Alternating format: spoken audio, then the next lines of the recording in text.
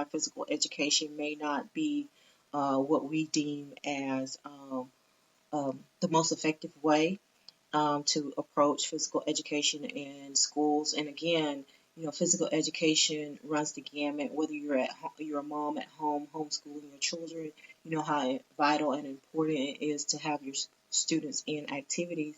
And I know that schools now, if you're homeschooling, some school districts have um, a program where parents can actually bring their homeschool children in to participate in school sports or elective activities at the public schools, which is a great way to integrate physical education and also build that social learning that can come from participating in school sports and physical education.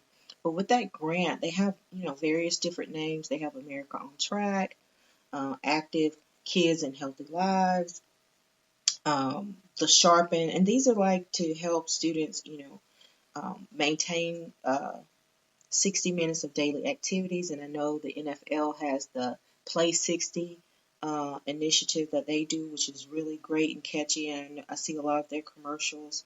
And On Track through Fitness and Nutrition Project, Wellness Champions, Project Fit, Fit Culture, Healthy. Healthy for Life, Health in Motion, uh, Get Fit, Get Healthy programs, and so a mindful activity community programs. And so all of these things are designed to educate students on the importance of having physical activity incorporated into your life so that you can have a healthier life for the longevity of your life, and also improving those cardiovascular and fitness level activities, and just getting moving, and also keeping in mind the nutritional aspect of self-management skills as far as your nutrition is concerned, and having personal health goals.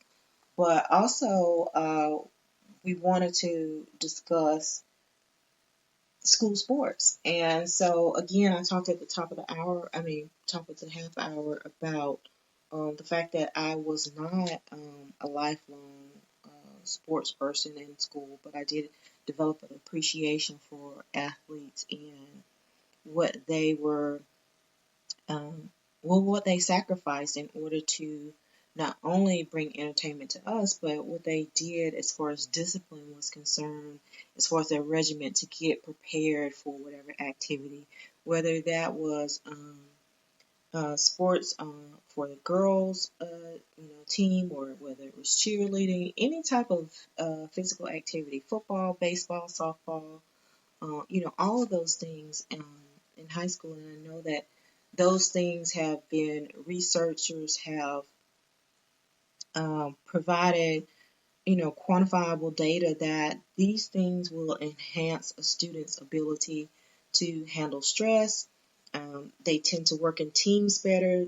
They've noted that it helps, of course, with students who may have discipline issues. It helps them sometimes stay in line, and it decreases discipline referrals, increases their academic performance and their self-esteem, because and they have decreased anger because they have a way to kind of decrease that psychological stress and lower that any mental problems that they may be having. And they also, those students, like I said, the researchers are saying that their academics generally are better if they participate in sports. But we know that there is a decline.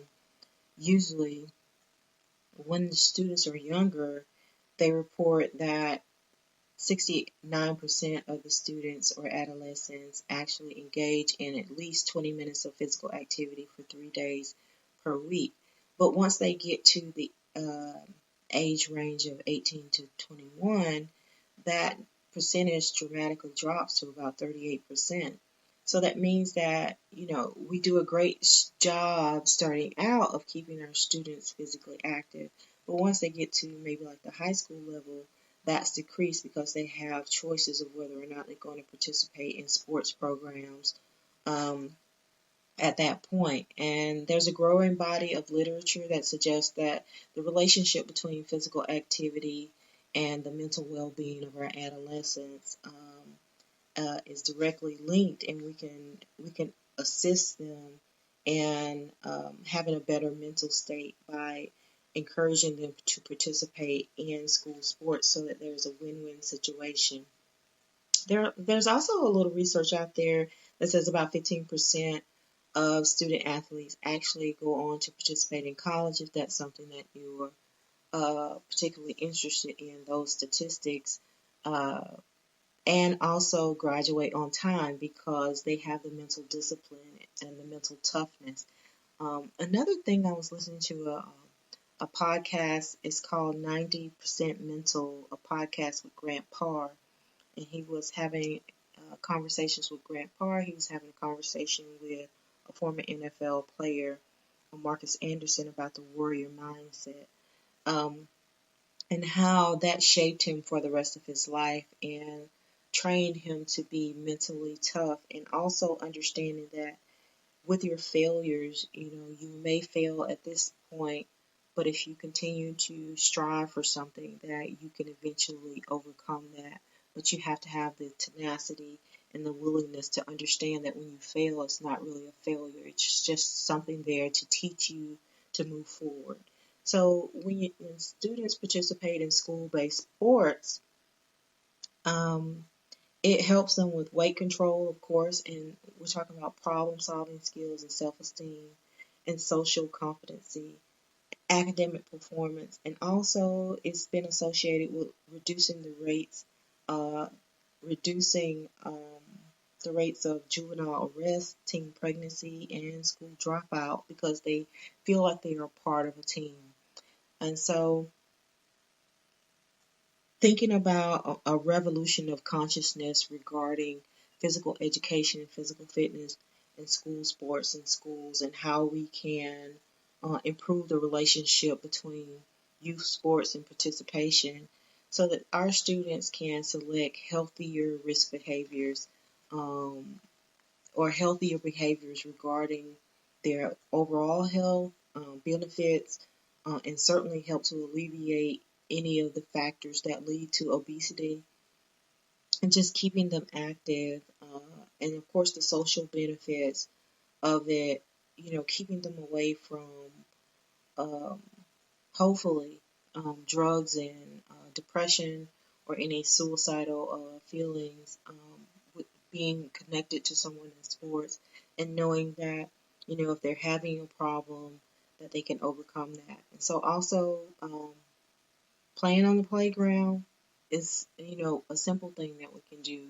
We can take our children out and just allow them to be children, and to play and try to work through those problem solving things together.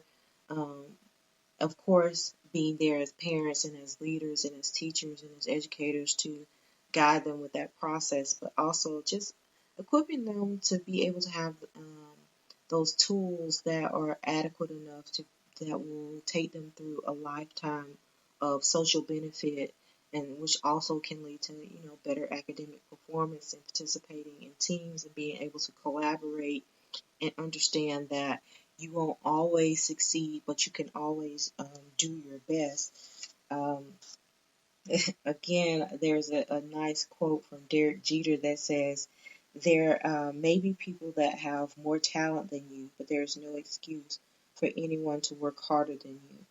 And so it really comes down to, are you going to have the mental toughness, and to be able to kind of work harder at something, um, starting with something basic, just keeping our kids active and participating in all of these activities have so many benefits: health benefits, social benefits, emotional benefits, and being able to improve the way that we think about physical activity and our behavior and how it's perceived for the long term, and if it appears to be um, enhancing our school's connectedness and our social bonds among our children, and having the endurance, um, and participating in strength training and competitive sports. It's important to be mentally and physically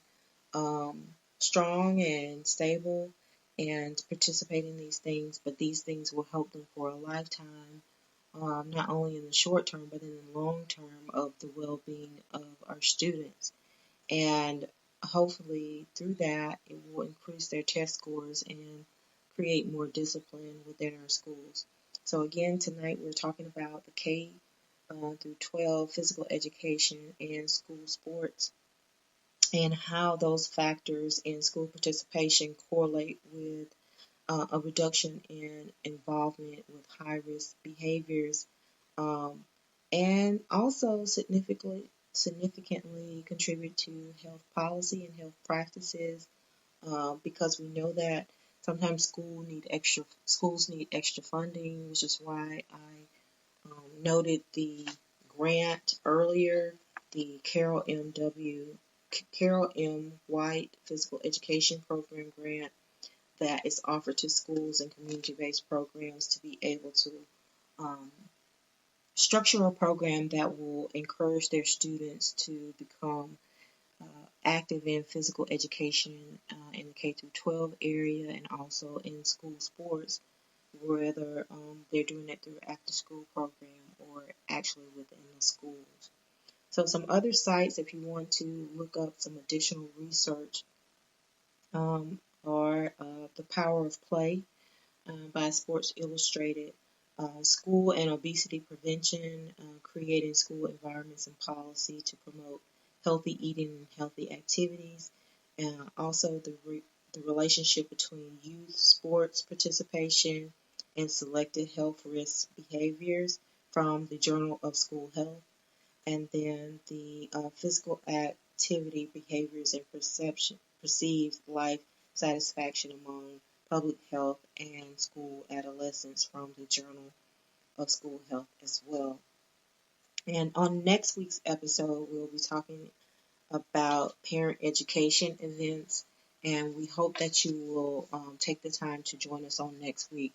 But again, I want to say that my heart and prayers go out to all of our global citizens that are being affected by any illness or tragedy on tonight, and also our heart goes out to anyone who is having to stay away from their loved ones in order to actually protect them through this COVID-19 epidemic that we're facing in America today. But again, I'm your host, Buffie Williams, with the New Heights Educational Group, the New Heights Show on Education, and we hope that you join us on next week. Thank you for joining us.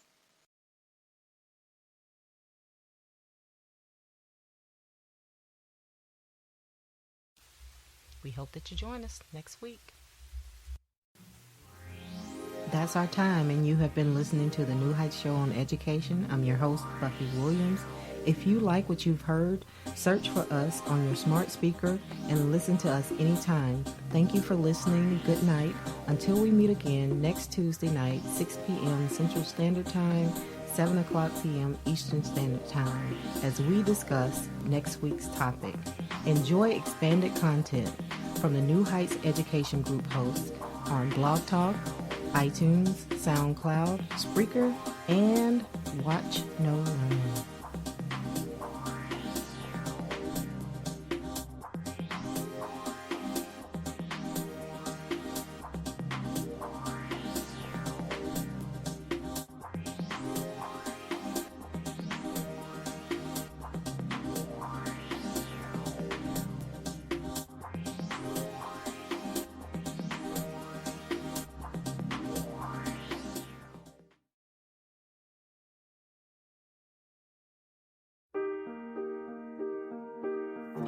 We hope you enjoyed today's show. Don't forget to rate us and follow us on your podcast player. Check out our show page, radio.newheightseducation.org, for monthly announcements and other happenings.